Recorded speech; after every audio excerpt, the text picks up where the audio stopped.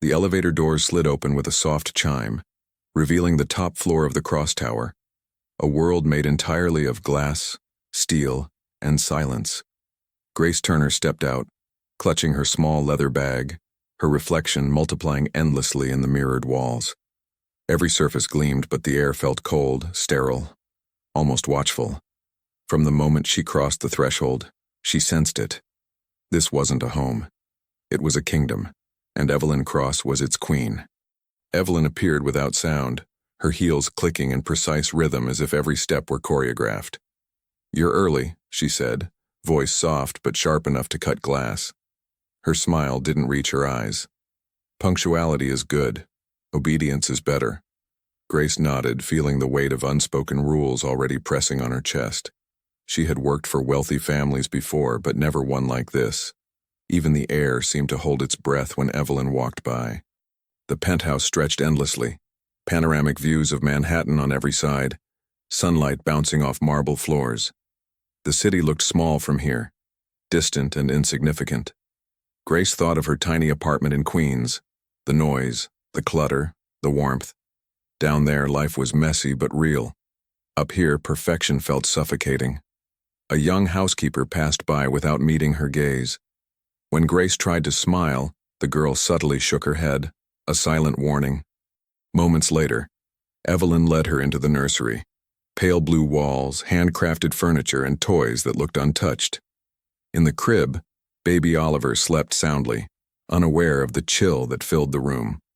"This is your world now," Evelyn said, her tone half invitation, half threat. "You'll live in the staff quarters downstairs.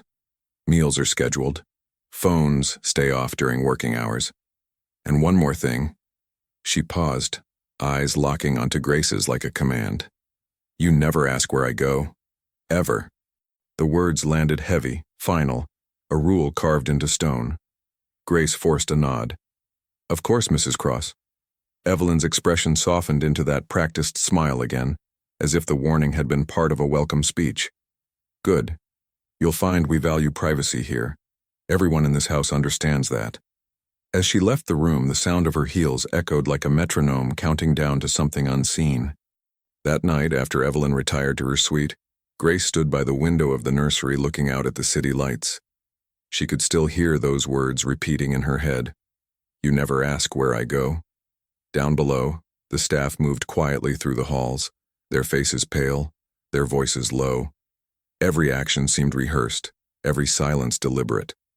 Grace didn't know what she had walked into, but the way people flinched when Evelyn's name was spoken told her one thing for sure. This was not a house of glass. It was a cage made to look beautiful.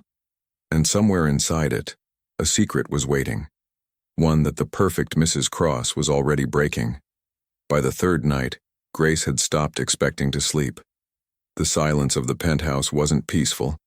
It was the kind that hummed just before something breaks. Every sound, every creak in the walls made her pulse quicken. The baby's soft breathing was her only comfort.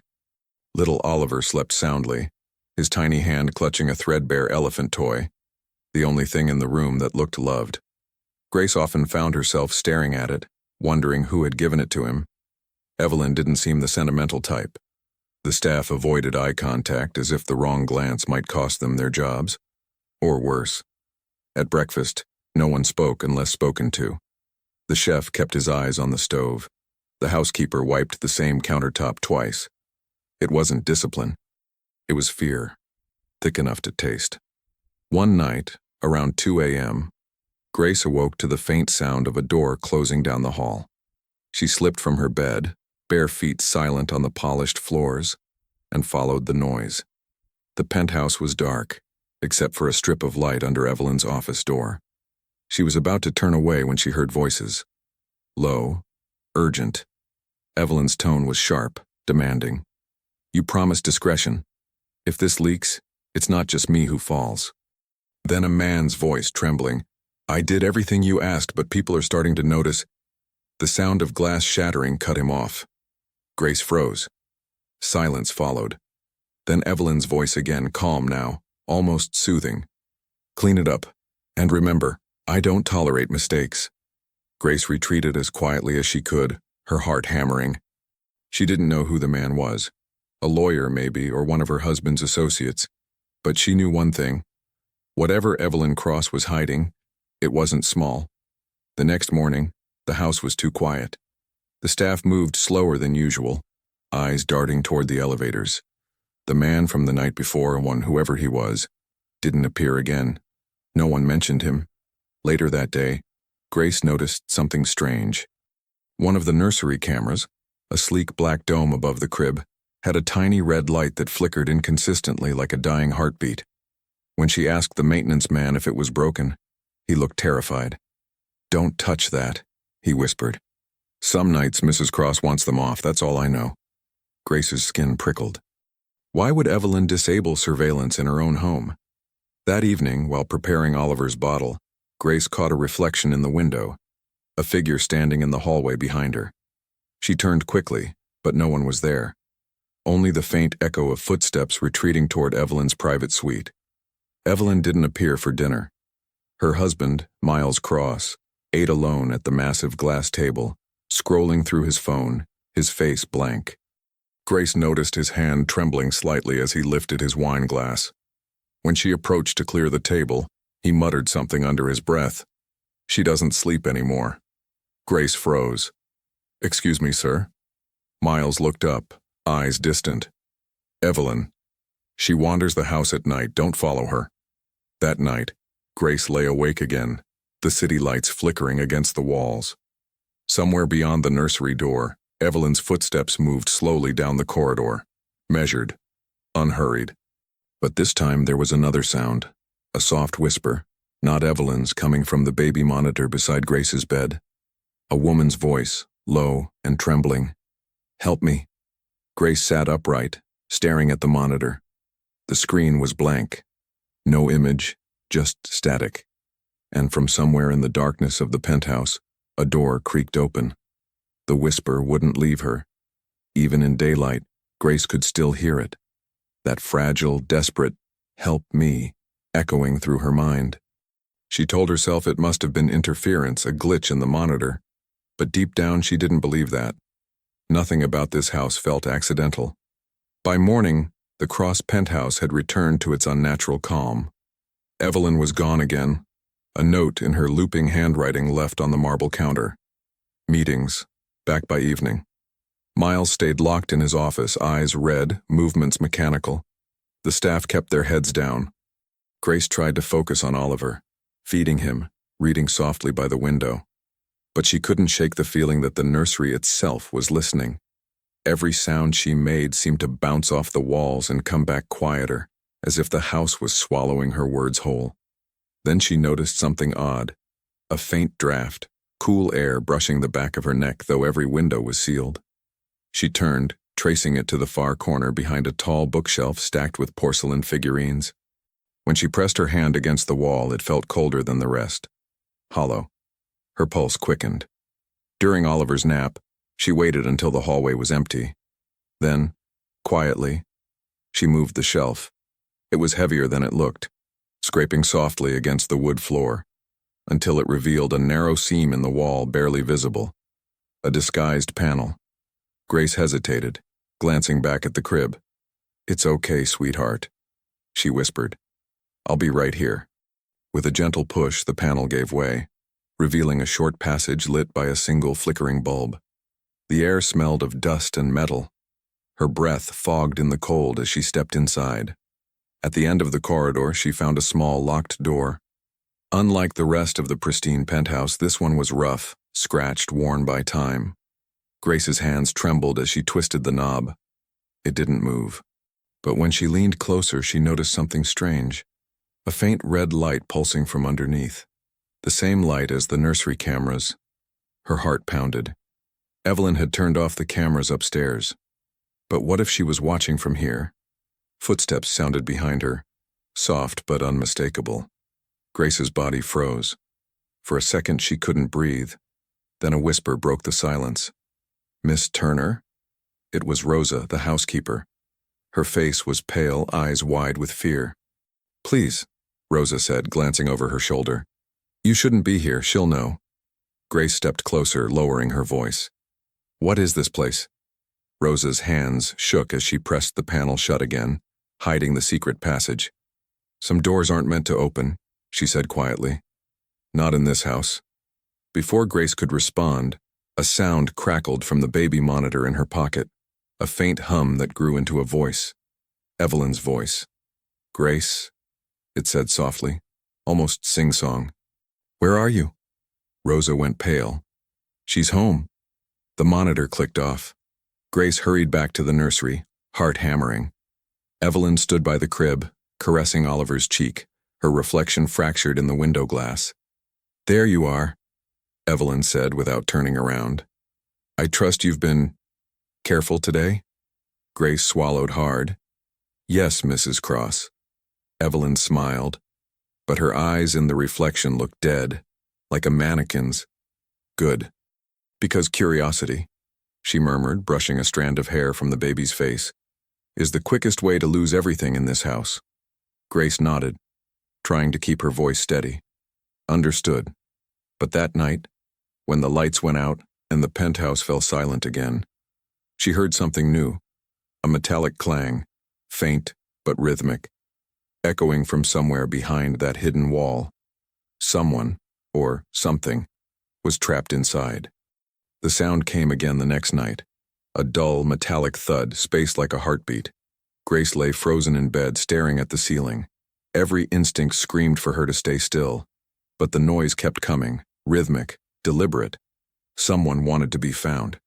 She rose quietly, grabbed her robe and slipped into the hallway. The penthouse was draped in shadows, lit only by the faint glow of the city outside. The air was colder than usual, carrying a faint scent of metal and lavender, Evelyn's perfume. The thudding stopped. Silence pressed in, thick and absolute. Grace hesitated by the nursery door, then she heard a different sound, a whispering hiss, like air escaping through teeth. She turned toward the bookshelf.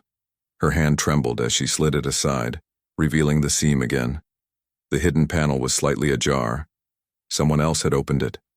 The passage beyond was darker this time. The flickering bulb was out, the faint red light gone. Grace used her phone flashlight, its beam catching something on the ground. A single gold earring, delicate and unmistakably Evelyn's. Her breath hitched. At the end of the corridor, the locked door was now open. Inside, the room was small and windowless, lined with file cabinets and old monitors showing flickering camera feeds. But they weren't of the penthouse. They were of other rooms, other houses, different families, different children. And on the desk, neatly arranged, lay rows of passports. Each one bore Evelyn's face, but under different names. Grace's knees nearly gave out. The CEO's wife wasn't just leading a double life. She was living many. A sudden noise. Footsteps. Grace switched off the light and pressed herself against the wall. Evelyn's voice drifted in, calm, unhurried. Curiosity, Grace, she said softly. You just can't help yourself, can you? Evelyn stepped into the doorway, the faint glow from the hall outlining her figure. Her eyes caught the beam of light for a split second, cold, sharp, and knowing. Come out, she said, voice like silk over steel. Grace's mind raced. Run, lie, something. But before she could move, Evelyn sighed. I told you once, you never ask where I go. You never follow. That's the only rule that matters. She stepped closer and Grace saw her hand slide into her pocket. Do you know what happens to people who break my rules? Grace steadied her breath. They disappear, she whispered. Evelyn smiled faintly. Worse. They're forgotten. The air in the room shifted. Colder. Heavier. Evelyn's phone buzzed, breaking the tension. She glanced at the screen, her expression flickering with something Grace hadn't seen before. Fear. Without another word, she turned and left, heels striking the floor with violent precision.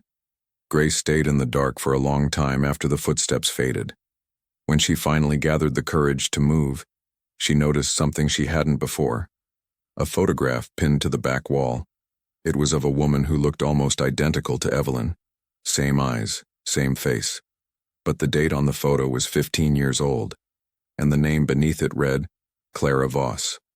The rule Evelyn Cross had forbidden everyone to break was the one she herself had shattered first. As Grace stepped out of the hidden room, she realized the danger had changed. Evelyn wasn't just hiding secrets, she was hiding who she truly was. And now, Grace was the only one who knew. The next morning, the city outside glittered as if nothing had happened, but inside the Cross penthouse, the air felt poisoned. Grace couldn't unsee what she'd found. The passports, the photographs, the name Clara Voss. It wasn't just Evelyn's secret anymore. Now it was Grace's burden too. Evelyn didn't speak of the night before. She appeared at breakfast wearing a white silk dress, her smile warm, her tone sweet. Miles Cross sat opposite her, silent, staring into his coffee as if it held answers. Grace noticed his hand tremble again when Evelyn touched his wrist. "I'll be out most of the day," Evelyn said casually. "Meetings downtown." Her gaze flicked to Grace. "You'll take Oliver for a walk this afternoon. Stay close to the park." "Yes, Mrs. Cross." Evelyn left in her black car, vanishing into the Manhattan traffic. But Grace didn't head to the park. Not yet. Something inside her had shifted. Fear had turned into purpose. She needed to know who Clara Voss was. She waited until she was sure the penthouse was empty, then slipped into Evelyn's office. It smelled faintly of roses and ozone. On the desk sat a sleek computer locked behind a password. Grace tried one guess, Oliver, denied. Then another, Cross, denied again. Her eyes caught on a framed photo beside the monitor, Evelyn holding baby Oliver, smiling for the camera. A date printed in the corner, January 2nd, 2022. Grace frowned. Oliver had just turned 1, but Evelyn's hair in the photo was longer, darker, and her smile, different, forced. She picked up her phone, took a quick picture and slipped it back before leaving. That afternoon, Grace took Oliver to Central Park as instructed, but instead of returning home immediately, she made a stop at the Midtown Public Library. Using the photo's date, she searched online archives for Clara Voss. The results were chillingly clear. Clara Voss, former biotech researcher, declared missing in 2010. Last known location, Zurich, Switzerland. A grainy image appeared beside the article. Evelyn's face unmistakably the same woman. Grace's stomach dropped. She scrolled further. Clara had worked on identity reconstruction technologies, facial mapping, regenerative treatments, projects meant to change how people looked. Grace's hand shook as she whispered to herself. She didn't just steal lives. She became them. Suddenly she felt watched. A man in a gray suit stood by the exit, eyes fixed on her. When she met his gaze, he looked away. But then his phone buzzed and she saw the name flash briefly on the screen. E. Cross. Panic surged. Grace gathered Oliver, leaving the library as fast as she could. The man followed. Through the glass doors, through the crowded sidewalks. She turned into an alley, heart pounding. Then a sleek black car rolled up beside her. The window lowered. Evelyn's face appeared, calm, unreadable. "Grace," she said gently, "get in. You left the park early." Grace froze. Evelyn's tone was polite, but her eyes were icy, precise. "I know where you went," Evelyn continued, her voice low.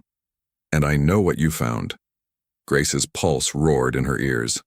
She tightened her hold on Oliver. "Who are you?" she whispered. Evelyn smiled, a sad, tired smile that didn't belong to the woman Grace had met weeks ago. "Not who you think," she said softly. "The real Evelyn Cross died a long time ago." The door of the car swung open. Inside, darkness and silence waited. Grace took a step back. "I'm not going with you." Evelyn's expression hardened. "Then you've made your choice." The car sped off, leaving Grace trembling on the sidewalk, clutching the child to her chest. She didn't know where to go or who to trust. But one thing was certain. She wasn't working for Evelyn Cross anymore. She was running from Clara Voss. By the time Grace reached her small apartment in Queens, night had fallen over the city. The skyline glittered like a trap, beautiful from afar, deadly up close. She locked the door, drew the blinds, and sank into the couch, clutching baby Oliver to her chest. Her hands wouldn't stop shaking. She had thought she was working for the wife of a billionaire. But Evelyn Cross wasn't Evelyn Cross. She was Clara Voss, a ghost in designer heels, living a life she had stolen. Grace tried calling the police once, but when the operator asked her to describe the situation, the words fell apart in her mouth. How could she explain it? The cameras, the hidden room, the passports, all belonging to a woman who officially didn't exist. Then the phone cut out. Just static.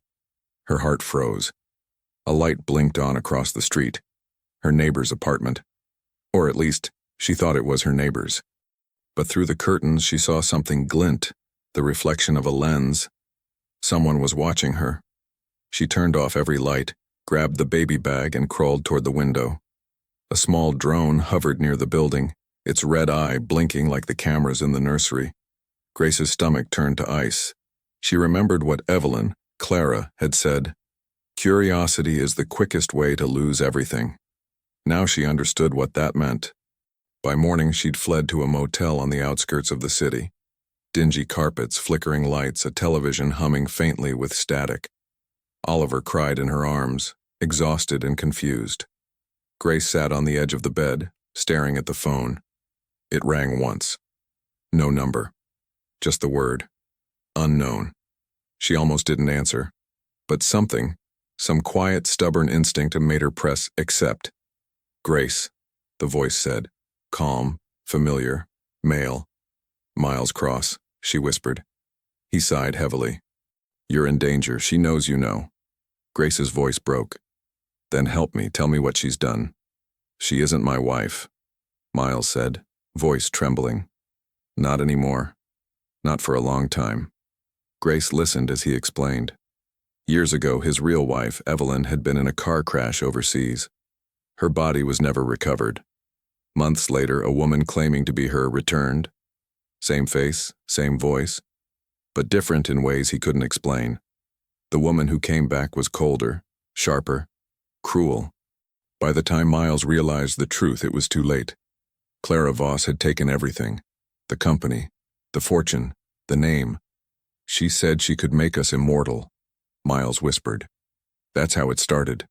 A project to preserve identity, to rewrite faces, memories, even DNA. She tested it on herself. Grace's throat went dry. And now she's watching me. She watches everyone, he said. She built an entire network, staff, investors, technicians.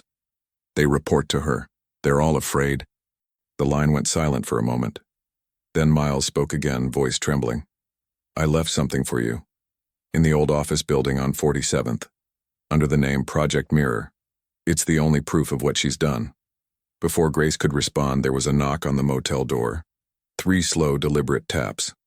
Grace, a woman's voice called softly from outside. You left something behind. It was Evelyn, or Clara. The call went dead. Grace grabbed Oliver and ran toward the bathroom window, but before she could climb through, the doorknob turned. The lock clicked open. She barely slipped out into the alley as the door swung wide. Through the glass, she saw Evelyn standing there, smiling gently, like a mother looking for her child. Grace, she said, you can't hide from me. You're part of this now. The window shattered behind her. Grace ran into the night, clutching Oliver, her breath ragged. She didn't look back. But somewhere above, on a nearby rooftop, a red light blinked once. Then again. The watchers were already tracking her every move. The city never truly slept, but that night, it felt like it was holding its breath.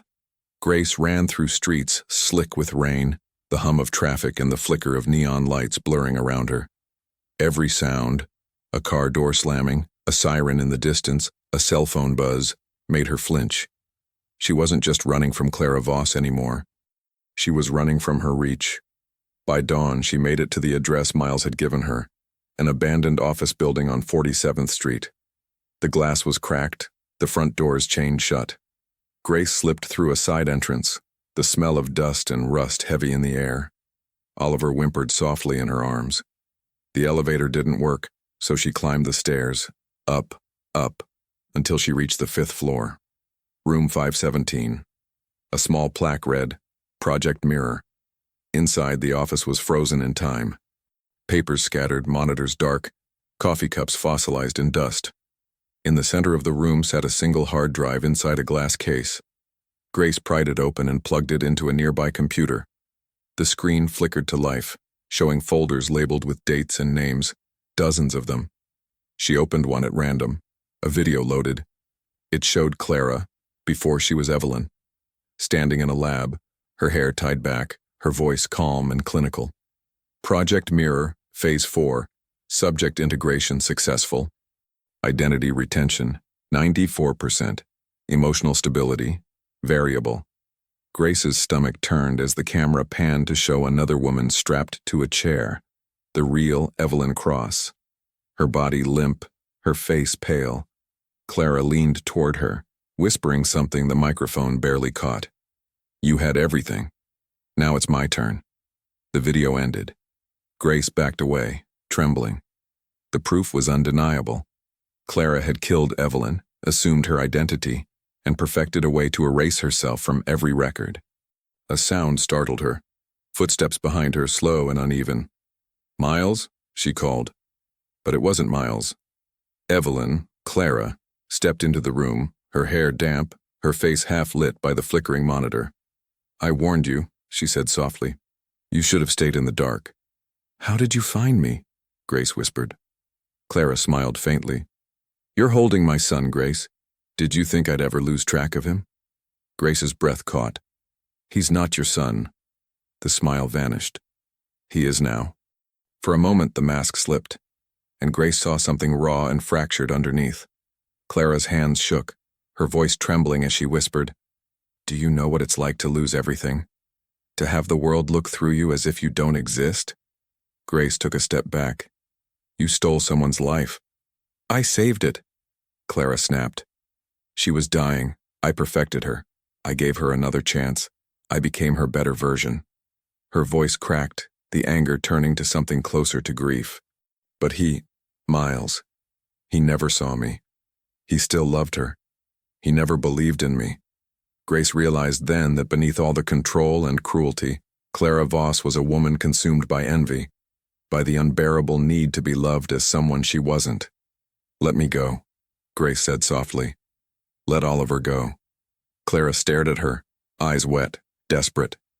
"You could help me, Grace. You're good. You understand him. You could raise him. With me. We could make this work."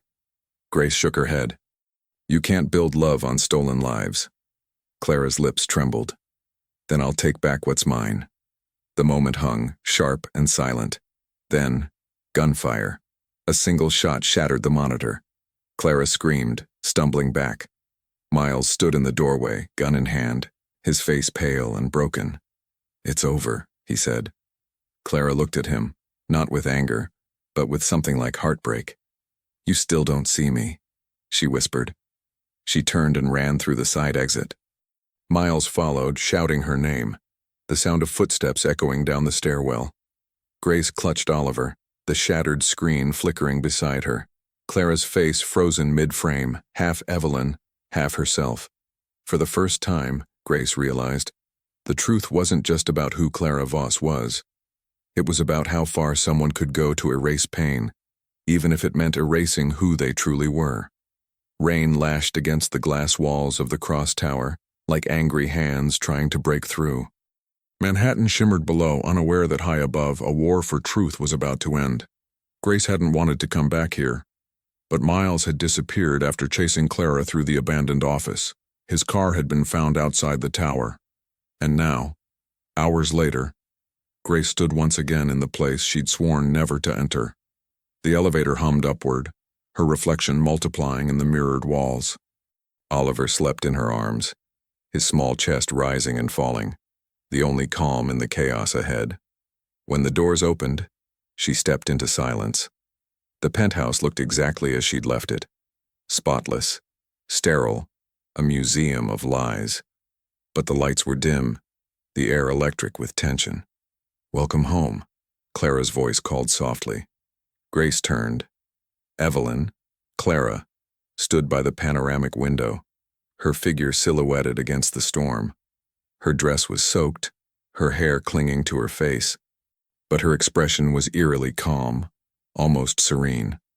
"I knew you'd come," she said. "You're stronger than I thought." "Where's Miles?" Grace demanded. Clara smiled faintly. "He finally understood. He wanted to end this, so I helped him." Grace's blood ran cold. "You killed him." "I freed him," Clara whispered. "He could never accept the truth. That I am Evelyn now. That I'm the version of her he always wanted. Perfect, unbreakable." Grace stepped closer, voice trembling with rage. "You're not perfect. You're terrified. You built this house like a cage because you know what you are. A thief of faces. A parasite." Something flickered in Clara's eyes, a shadow of the woman she used to be. "You think I wanted this?" she hissed. "I was dying, Grace. Forgotten, replaced, discarded. They told me I could rebuild myself, piece by piece. That if I erased who I was, I could start over. But it's never enough, is it? The mirror always remembers." For a heartbeat, neither woman spoke. The storm outside grew louder, the wind howling like the city itself was listening. Grace looked toward Oliver, then back at Clara. "End this. Let him have the life you never could." Clara's voice softened, trembling. "He's all I have left." Grace took a step forward. "Then prove you still have a soul." For the first time, Clara faltered. Her breath shook. She looked at the boy, the only person in the room untouched by her lies. Something broke inside her then. A quiet, invisible fracture.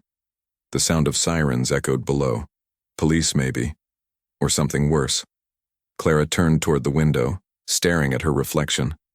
Lightning flashed.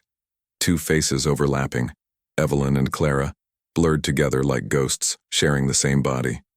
"When they find me," she said quietly, "they won't know who I am."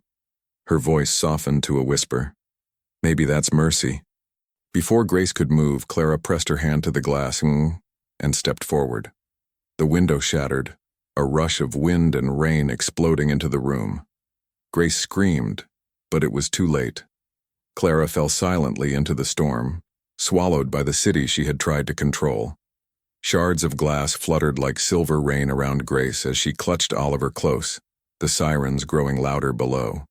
When the police arrived, they found no body, just an open window and a woman who refused to speak. In the days that followed, the media called it the fall of Evelyn Cross. But Grace knew the truth. Evelyn had died long ago.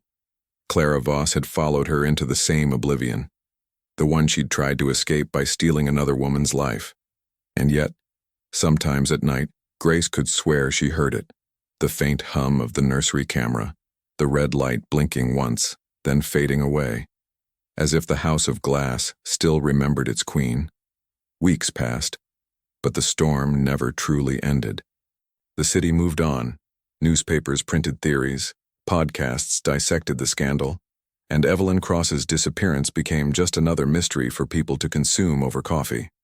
But for Grace, the echoes of that night refused to fade. She was still waking in the dark, hearing the faint click of hidden cameras, the whisper of a voice that shouldn't exist. She had tried to start over, new apartment, new job, new name on her lease. But ghosts, she'd learned, don't respect geography. Oliver slept peacefully beside her. Sometimes, when he stirred in his sleep, he murmured words that made her shiver. "Mama." She never corrected him. One cold morning, Grace received a small, unmarked package. No return address. Inside was a flash drive, and a note written in the same looping, elegant handwriting she had seen on Evelyn's old notes. "For when you're ready to see." Grace's hands shook as she inserted the drive into her laptop. The screen flickered to life and a video began to play. Clara sat in front of the camera, her face bare, eyes swollen from crying. The woman looked nothing like the immaculate wife Grace had once served. "If you're watching this," she said softly, "then I failed, not just myself. Everyone. I wanted to prove that a person isn't bound by their past, that identity could be rewritten. But I learned the hard way. A lie doesn't heal what's broken. It just buries it deeper." Clara inhaled shakily, her gaze flickering toward something off-screen. "I became Evelyn Cross because I wanted to be seen. I wanted to live without fear. But every time I looked in the mirror, she was there. The woman I killed, staring back at me. I thought I was building perfection. I was only building a prison. The screen cut briefly to static, then to a feed Grace recognized. The nursery. She saw herself months ago holding Oliver, humming softly. The camera's perspective zoomed slowly as if someone was watching with a kind of longing. Clara's voice returned quieter now. You were the only one who saw me, Grace. Not the mask. Me. You cared for a child who wasn't yours. You stayed kind in a house that killed kindness. I wanted to hate you for that, but I couldn't. You were everything I pretended to be. The video ended with Clara turning the camera toward a mirror. Her reflection stared back, but the image flickered between two faces, hers and Evelyn's. Then darkness. Grace sat there for a long time, her heartbeat thundering in her ears. There was no satisfaction, no closure, just grief for a woman who'd lost herself trying to escape her own reflection. She looked at Oliver, now stirring awake, his small fingers reaching for her hand. It's over, she whispered, though she wasn't sure she believed it. Later that day, she visited the river where Clara's body had never been found.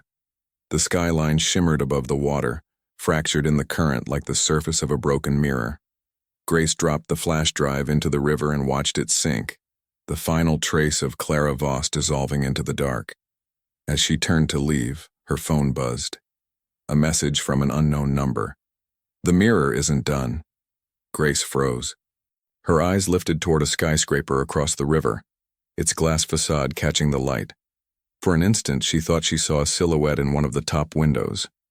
A woman, standing perfectly still, watching. Then it was gone. Grace felt the chill of the wind wrap around her like a warning. The truth wasn't buried in that river. It was alive, waiting for the right moment to surface again. And when it did, she knew it would start with a reflection. The world remembered Evelyn Cross as a headline, a scandal, a ghost story dressed in couture. But Grace Turner, the quiet nanny who had walked through her empire of mirrors, carried something no reporter could ever print. The truth that monsters don't always hide in shadows. Sometimes they smile from penthouses. Months passed. Spring came to New York like a soft apology. New light, new air, but the same restless pulse beneath the streets. Grace lived quietly now, under a new name, working in a small daycare in Brooklyn. No glass walls, no cameras, just laughter and fingerprints smudged on every surface. Oliver was growing fast, and for the first time, he was starting to smile like a child who didn't know fear. But the past has a way of whispering through the cracks of even the safest places. One evening, as the sun bled orange across the skyline, Grace received a letter with no stamp, no sender. Inside, a single photograph. Evelyn Cross and Miles standing at a gala years ago. Scrawled on the back, in delicate handwriting, "Thank you for keeping him safe." Grace's throat tightened. The ink looked fresh. That night she walked to the waterfront, the same place she had last seen Clara's ghost reflected in the river. The city lights shimmered on the water, fractured and shifting. Hundreds of Evelyns, hundreds of Claras, none of them whole. She thought about everything Clara had said in that final video, about identity, memory, forgiveness, and she realized something she hadn't before. Clara Voss hadn't vanished. She had been absorbed by all the people who remembered her, feared her, pitied her, by Grace herself. Trauma leaves fingerprints on everyone it touches. Behind her, footsteps approached. Grace turned sharply. A man in a dark coat stood by the railing, hands in his pockets.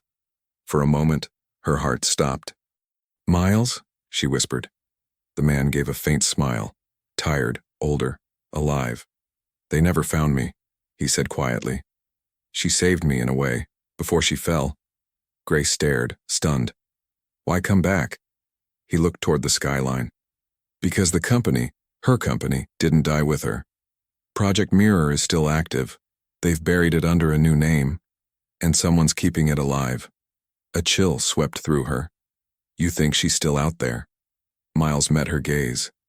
"I think someone is. Maybe her. Maybe the next version. He reached into his coat and handed Grace a small drive.